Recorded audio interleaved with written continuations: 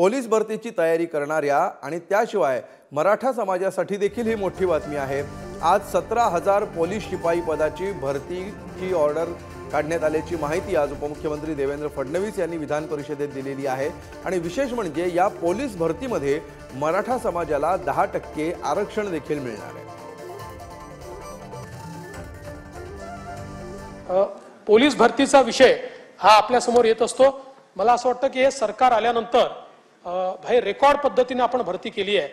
म्हणजे जवळपास 24,000ची भरती आपण ऑलरेडी करून चुकलो आहोत आणि आजच आपण ॲडव्हर्टाइजमेंट काढली आहे आणि 17,000 पोलिसांच्या भरतीची ॲड आहे आणि 10% मराठा आरक्षणासहित 17,000 पोलिसांच्या भरतीची ॲड आज निघालेली आहे। त्यामुळे मराठा आरक्षण आल्यानंतर पहिली जी ॲड निघाली आहे ती पोलीस भरतीची आलेली आहे। हे सांगताना मला अतिशय आनंद वाटतो।